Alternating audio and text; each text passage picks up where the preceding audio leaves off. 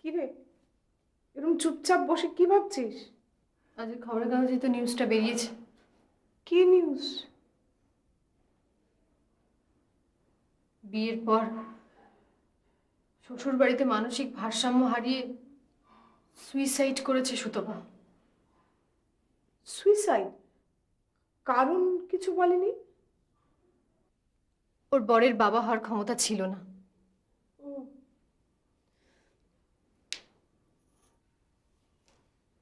ব্যাপারটা যাতে জানাজানি না হয়ে যায় সেই জন্য ওর শ্বশুর বাড়ির লোকেরা ওকে বাড়ি থেকে বেরোতে দিত না। দিনের পর দিন ঘরে থাকতে থাকতে ও মানসিকভাবে ভেঙে পড়ে, তারপরে এই সুইসাইড। না না, ওকে তো সাইকিয়াট্রিস্টের কাছে নিয়ে যাওয়া উচিত ছিল। তাহলে তো এভাবে সুইসাইড করতো না। কে নিয়ে যাবে? কেন? ওর বর? বরকে গিয়েও কি বলবে আমাকে সাইকিয়াট্রিস্টের কাছে নিয়ে যাও?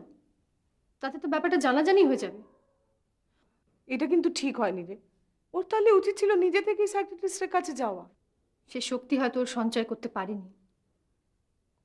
তাছাড়া তাছাড়া আমাদের তো প্রত্যেকেরই এরকম একটা ধারণা আছে যে সাইকিয়াট্রিস্টের কাছে যাওয়া মানে হয় সে পাগল হয়ে গেছে, নয় সে পাগল হয়ে যাবে। মা, আমিও ভাবছি আমি একবার সাইকিয়াট্রিস্টের কাছে যাব। কি? কি বলছিস তুই? কি রে, তোর কি হয়েছে বল? বল কি হয়েছে? দেখলে তো মা, তুমি কিভাবে রিয়াক্ট করলে। আসলে তুমিও ভয় পেয়ে গেছো।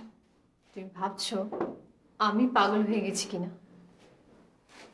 না না, তা না।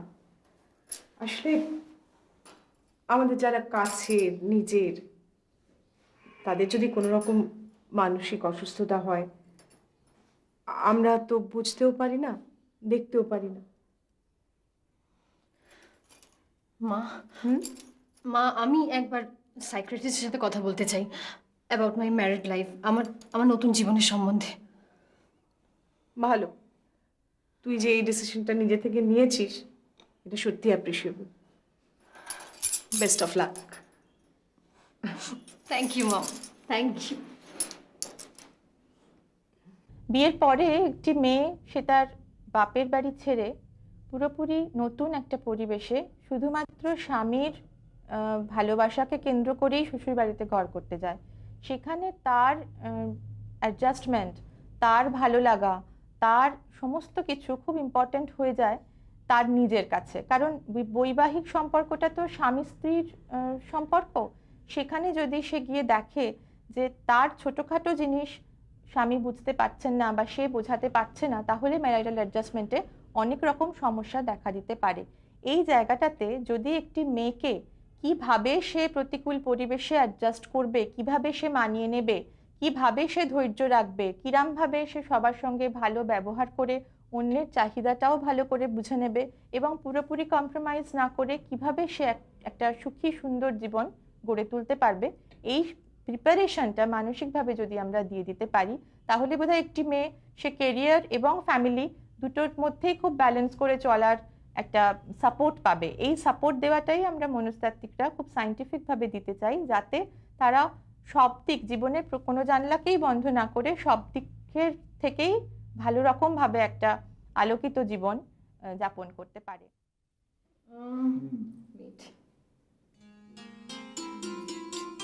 বাবা শুনছেন?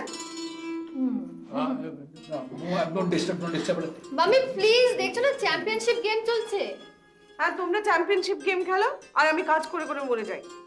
কাজ করছো না, তুমি জয়েন করো না আমাদের। আহা হা, বিয়ের দশকর্মা কুশন্ডিকা কোনো জিনিস কেনা হয়নি আর আমি তোমাদের জয়েন করবো এখন? না ঘটক বাবু, উফ, বাঁচালেন। You call, I come. বলুন। ওই আমাদের বিয়ে যে দশকর্মা কুশন্ডিকার জন্য যা যা কিছু চাই, কিচ্ছু তো আমি তো জানি না কি লাগবে। এই হচ্ছে আপনার প্রবলেম। এটা কোনো ব্যাপারই নয়।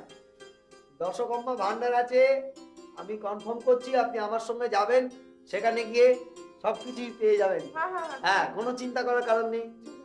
ঠিক আছে, তোমরা এখন তাহলে যাও, আমরা একটু খেলি মন দিয়ে। রে বাবা রে, খেলো খেলো তোমরা খেলো, চলুন যাচ্ছি আমরা।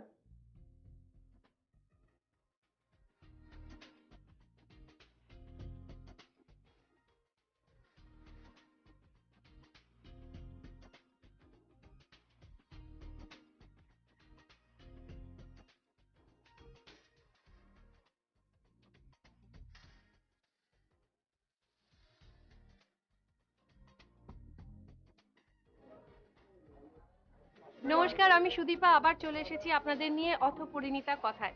এবং দেখছেন যে এত সুন্দর শাড়ির বাহার, যেখানে এত সুন্দর শাড়ি বেচনো এবং পেছনে এত ভিড়, সেই দোকানটা কি নিশ্চয়ই খুব জানতে ইচ্ছে করছে। হ্যাঁ, আমি দাঁড়িয়ে আছি অরিজিনাল সিলেক্ট স্টোর্সে। ঠিক গড়িয়াহাটে নয়, গড়িয়াহাট মোড় থেকে ঠিক 3টে দোকান পরে অরিজিনাল সিলেক্ট স্টোর্সে। দোকান ঘুরে দেখবো অনেক শাড়ি, কিন্তু তার আগে যারা কেনাকাটা করছেন মন দিয়ে তাদের দেখি। আসুন আমার সঙ্গে। এক্সকিউজ মি, আপনার নামটা একটু? শ্রীপর্ণা চ্যাটার্জি। শ্রীপর্ণা। আচ্ছা, কিসের জন্য শাড়ি দেখছেন আপনি? এই রিসেন্টলি বেনারসি। বেনারসি তো দেখবেনই বিয়ের কোণে, সে তো অবশ্যই। আচ্ছা, একটা জিনিস জানি যে সিলেক্ট স্টোরসে কি আপনারা বরাবর আসেন? হ্যাঁ বরাবর আসি, এখানকার আসলে খুব ভালো এনভায়রনমেন্ট, এখানকার লোকেদের বিহেভিয়ার, অ্যাটমসফিয়ারটা খুব ভালো, এর জন্যই মেন। নমস্কার দাদা। দাদা খুব মন দিয়ে বেনারসি দেখছেন, একটা লাল মেরুন বেনারসি। তো দাদা কিসের জন্য এসেছেন আজকে? আজকে আমাদের বিয়ে আছে, মেয়ে বিয়ে। মেয়ের বিয়ের জন্য? মেয়ে কই? বাংলাদেশ। বাংলাদেশ থেকে এসেছেন এখানে শাড়ি কিনতে? তো সিলেক্ট স্টোরসে বরাবর আসেন না আজকে প্রথম? না, বরাবরই আছে। বরাবর? বাবা, সত্যি ভাবা যায় না, এত দূর থেকে সিলেক্ট স্টোরসে আসছেন, নিশ্চয়ই কিছু একটা আকর্ষণ রয়েছে যেটা আপনাকে টেনে আনে এখানে। সেটা কি? এখানে কম পাওয়া যায় দাম। দামটা রিজনেবল।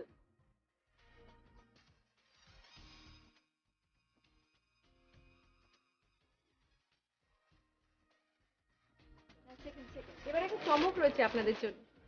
আমরা এখানে ঘুরতে ঘুরতে পেয়ে গেছি অভিনেত্রী গার্গী রায়চৌধুরীকে। নমস্কার গার্গীদি। নমস্কার, কেমন আছো বলো? ভালো, তুমি কেমন আছো? ভালো। আচ্ছা, এখানে কি দেখছো তুমি এত মন দিয়ে? শাড়ি যথারীতি। এমনি আমরা জানি তুমি একটু ট্র্যাডিশনাল সাজতে ভালোবাসো, হ্যাঁ। ট্র্যাডিশনাল শাড়ি পরতে ভালোবাসো। তবুও একটু যদি বলো যে কি কি ধরনের শাড়ি তোমার এখানে বেশি ভালো লাগে, কি টানে তোমাকে বেশি? টানে আমাকে, মানে এই সিলেক্ট স্টোর, মানে এই অরিজিনাল সিলেক্ট স্টোর, এর প্রধান আকর্ষণ হচ্ছে এর ঐতিহ্যপূর্ণ শাড়ি, ডেফিনেটলি।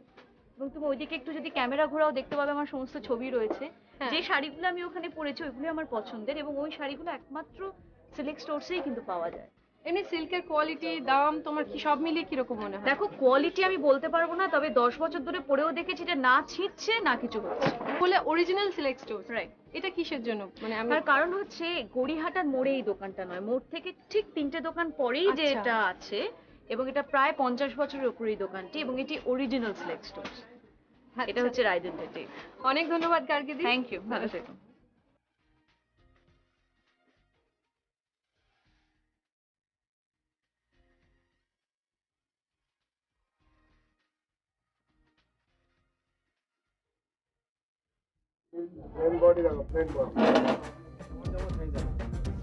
একদিনে এতগুলো চমক সত্যি নেওয়া যাচ্ছে না, তাই তো? Excuse me. নমস্কার। নমস্কার। আমরা পেয়ে গেছি সুদীপ্তা চক্রবর্তীকে। তিনি আচ্ছা, তুমি কি শুটিং এর ফাঁকে হঠাৎ? না না, আজকে শুটিং নেই, তাহলে কি করতে এসছো? শাড়ি দেখতে, আমার দেখতে ভালো লাগে। শাড়ি দেখতে শুধু? নিশ্চয়ই কিনতেও এসছো তুমি। দেখি পছন্দ হলে কিনবো। পছন্দ হলে সিলেক্ট স্টোরসে কেন? ওই যে সিলেক্টিভ জিনিস পাবো বলে। আচ্ছা, কি কি মানে কি ধরনের শাড়ি তুমি খুব পছন্দ করো, যেগুলো দেখছো একটু দেখি তোমার গায়ে ফেলে একটা? আমি ইক্কত খুব ভালোবাসি। ইক্কত? কি মানে কটকের যে কোনো শাড়ি আমার প্রচন্ড ফেভারিট।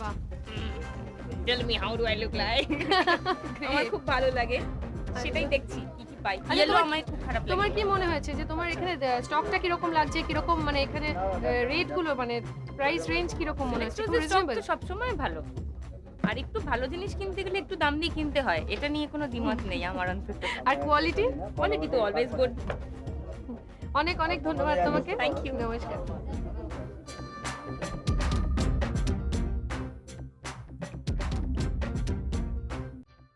নমস্কার স্বপন বাবু। স্বপন বাবু হচ্ছেন সিলেক্ট স্টোরস এর সেলস পারসন, যিনি শাড়ি নিয়ে অনেক কিছু জানেন এবং অনেক কিছু জানাবেনও আপনাদের। আচ্ছা, প্রথমে আমরা যেটা বলি যে আমরা যেহেতু বিয়ের কোণের শাড়ি দেখতে এসেছি এবং বিয়ে ওরিয়েন্টেড শাড়ি আর কি, বিয়ে নিয়ে নানান শাড়ি দেখবো। তো প্রথমে একটু বেনারসি দেখে নিই। তো বিয়ের কোণের জন্য একটা লাল বেনারসি দিয়ে শুরু করা যাক। আচ্ছা,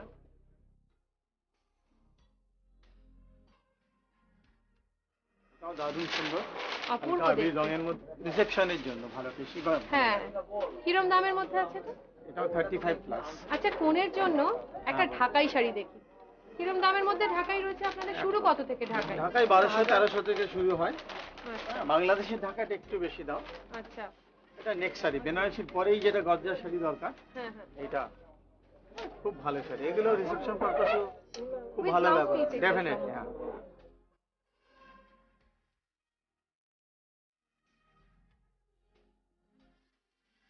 আচ্ছা, শাড়ি তো দেখছি অনেকক্ষণ ধরেই, কিন্তু এখনো রয়েছে আরো একটা সারপ্রাইজ। সেটা হচ্ছে আমাদের সঙ্গে আমরা এখন অত্যন্ত আনন্দের সঙ্গে জানাচ্ছি পেয়ে গেছি মেকআপ ডিজাইনার এবং বিউটি এক্সপার্ট প্রসেনজিৎকে। নমস্কার, অথপরিণীতা কথায় তোমায় স্বাগত। এবং আমাদের সঙ্গে রয়েছে ভবিষ্যতের কোণে আর কি, একটু নামটা জেনে নি কোণে। রেশমি রায়, যার উপর অনেক এক্সপেরিমেন্ট চলবে আর কি।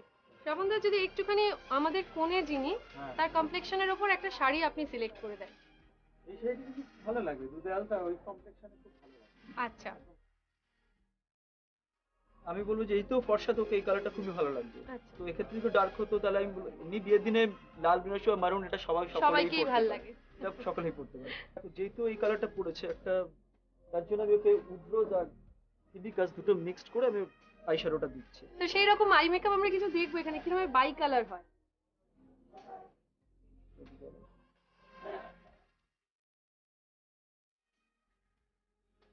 ওর শাড়ির মধ্যে যে সিলভার একটা কালার আছে, আচ্ছা তো হাইলাইটটা আমি সিলভার করব।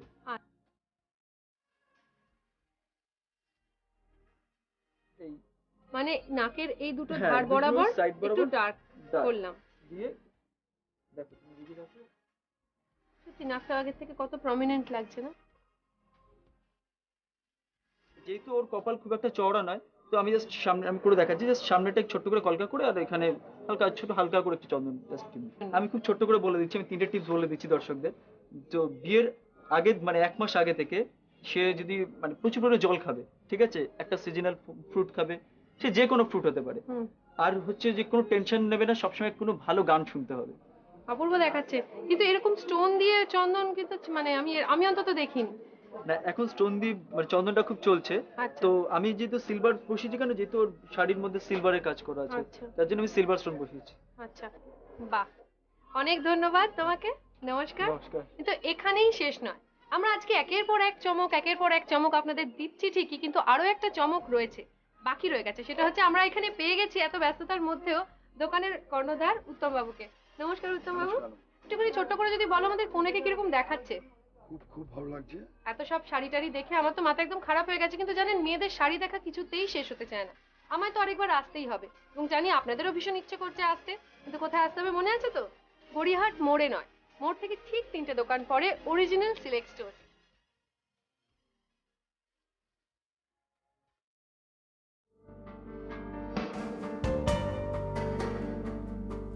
তুমি সুন্দর তাই চেয়ে থাকি প্রিয়, সে কি মোর অপরাধ।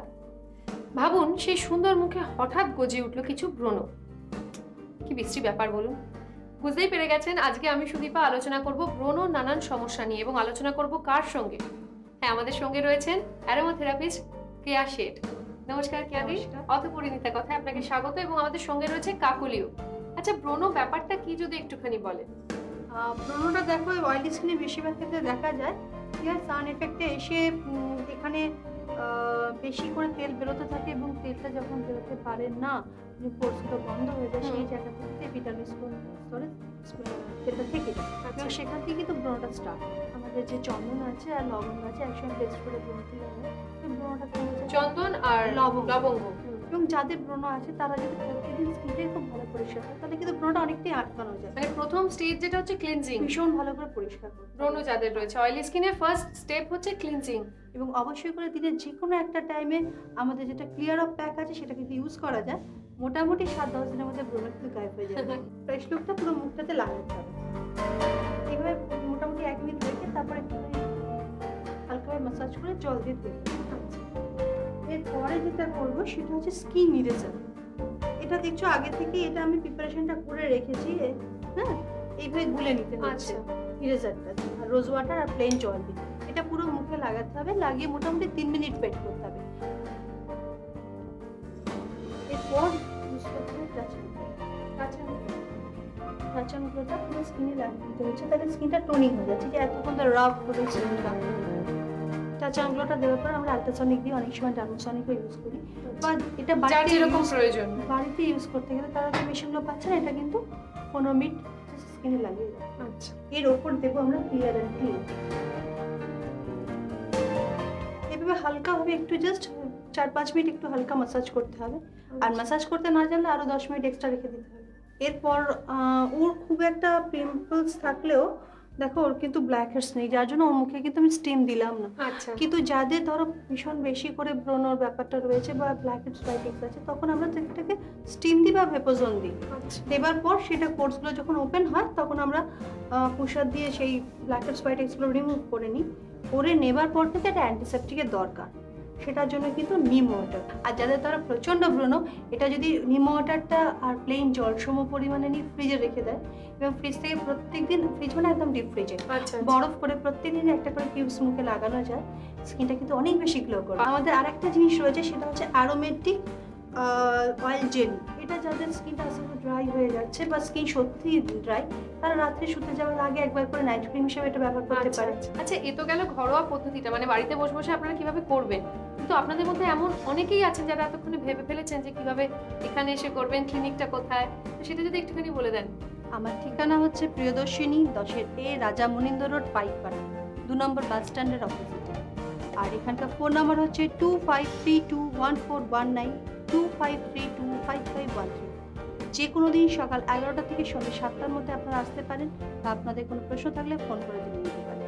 আচ্ছা, এবার আরেকটা লাস্ট প্রশ্ন, যে এইসব প্রোডাক্ট আমরা দেখলাম এতক্ষণ, তো সেইগুলো বাজারে কিভাবে পাবো, কতটা অ্যাভেলেবেল বাজারে? এখন মোটামুটি আমাদের পুরো ক্যালকাটা এবং ক্যালকাটার আশপাশ এবং পুরো মফস্বলের সব জায়গাতেই এটা পাওয়া যাচ্ছে। যে কোনো দোকানে পাওয়া যাবে। হ্যাঁ, স্টেশনারি দোকান। অনেক ধন্যবাদ কেয়াদি, নমস্কার। আপনাদেরও অনেক ধন্যবাদ।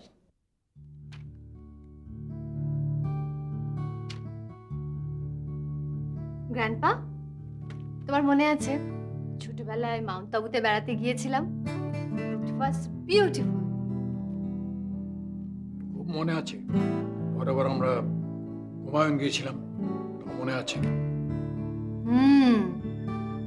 কিন্তু কাশ্মীর একবারও যাওয়া হয়নি, শুধু সিনেমাতে দেখেছি আর স্বপ্নে। নিশ্চয়ই যাবি, এরপর তোর বরের সঙ্গে কাশ্মীর যাবি। যদি নিয়ে না যায়? আলবাত নিয়ে যাবি। I'll arrange everything for you. This is going to be my wedding gift. Really? Yes.